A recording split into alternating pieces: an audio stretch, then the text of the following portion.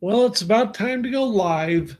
I've done Mike, but I've got an amazing announcement to make, which is that Rob Adams is presenting Tommy Two Tone, the writer of 869 8675309 in April, and that's going to be a big deal. We're hoping to have him on the podcast as well, but that's a good announcement to make at the start of the show.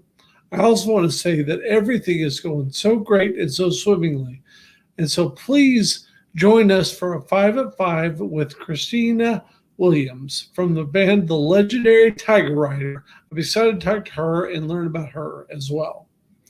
We got a lot to talk about, and I need to have my partner on here. He needs to come on.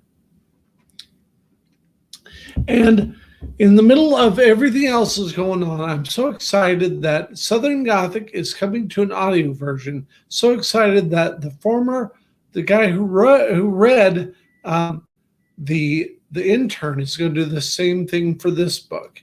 He's a good reader and he did a great job. And between him and Eric Gamble, we got the whole thing done and got the project up on Amazon and everywhere and on Audible, most importantly. And so just so excited that Peter Danbury is going to join us once again to read Southern Gothic. That'll be cool. There's multiple voices in there. Really fun to think about how that's going to sound on the air because that is a book that I dearly love. Let's see if this was this. Nope, I don't need that for right now.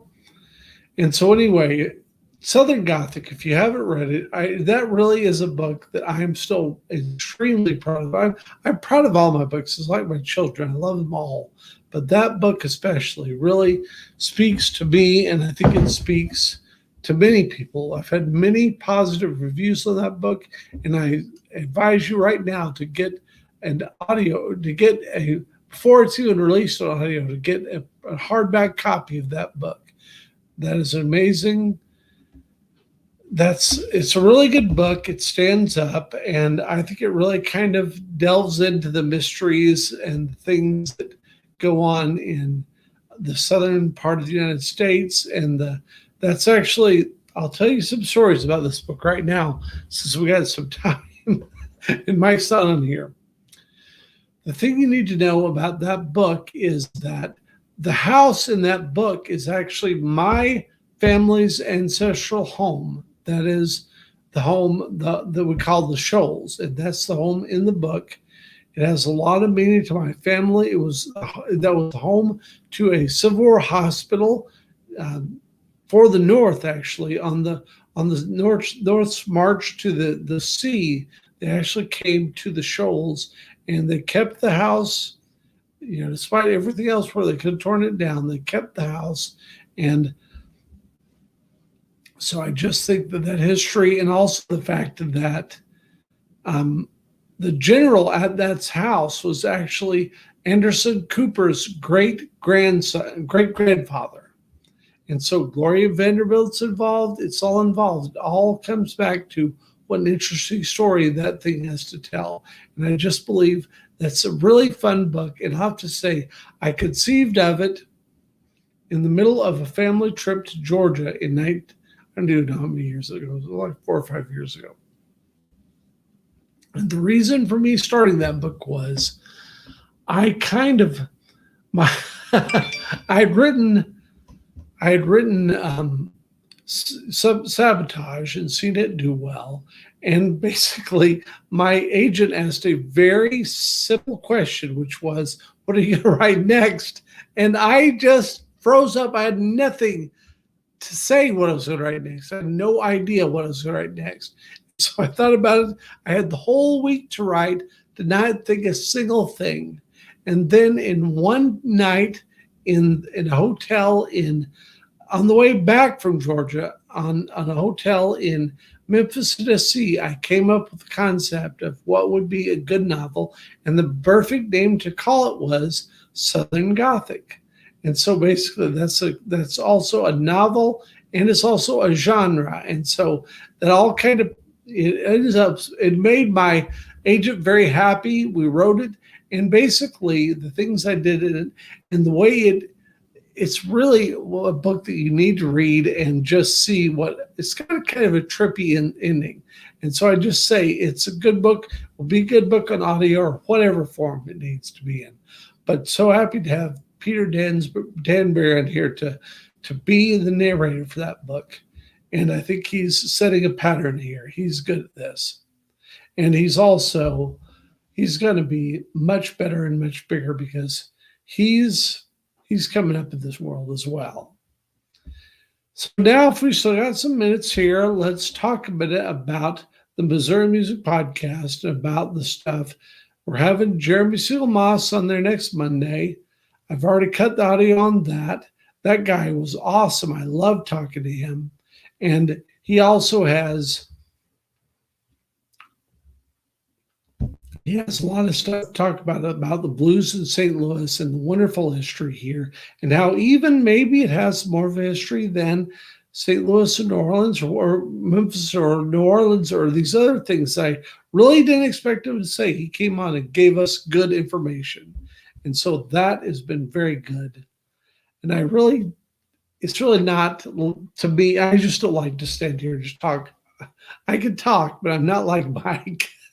Mike can talk all the time. He's always got something to say. And so he's such a good host to have because he definitely makes it better for everyone every time. And so let's give him a couple more minutes because I'm kind of out of it. I've had a very good day. All these things going on, every little thing that's going on in all these projects that I planned out, they're all coming together so beautifully. And so let's give Mike until, it's only 4:06. Let's give him a 4:10. Let's do that. And so let's talk about the project that Mike and I have on the Steve Deep and Rubber thing. And that is something that it's so cool to see that thing again, every bit of it kind of come together. And, his idea of moving back to the Ozarks and I had strokes and everything else. It all kind of all blends everybody together. And he's got a great idea. And I just want to help him bring that to life because I think with all the stuff we're doing and with Boogie Heads and the stuff he has on Michael Reed Live and the stuff that I got going on, we got a lot to fill up the space in Branson. I'll tell you that. Enjoying every minute of this. Let's see. That took about a minute. That was not as long as I thought it was going to be. But again, I would just have to say that if you have not already listened to the Shining Star podcast on heroesandmiracles.org, you need to listen to that one. That is the episode that I produced on this third episode. It's my favorite episode ever of what I've been able to do in this whole thing. And I think it really shows Julie Blue's talents as well. And I also feel like it shows my getting better at this whole project, learning what she needs to make a good podcast. So I feel like all that stuff is so very good, and we're learning what to do. And I'm about to say it's 4:08 now. Let's fill up 2 more minutes of time. And if Mike's on here, then we'll just see him on Monday because I've got enough to do. I've got another thing at 5. And that's exciting as well. The Missouri music stuff is all going so well. Everything is just fitting together to all come together at one time. And what a beautiful thing to see. Everything you want to do, all of your life just coming together. And as we said with Barry Smith, closing the circle. And that is a very good process because if you've not watched the Heroes and Miracles half hour that I did last night with Tony Vandenberg, what a great and inspiring podcast. And that girl has a lot of life in her. And I love the story she has to tell, and the story she has to tell from prison, to now a whole new life, and just the things you see in her is just absolutely wonderful. And is it now 4:10? It's 4:09. Let's give it 1 more minute. And If not, I'm going to cut off here and prepare for 5 o'clock because I got a 5 at 5. And let's just say that we're so happy that Mike wants to do this. So happy that he's had a couple things that have kept him away this week, but we're happy to have him back on the podcast on Monday. And it's now officially 4:10. I've done my time. I've done everything right. I just want to, again, say Knee Deep in Rubber on every Friday, Michael Reed Live, and just know this is getting bigger.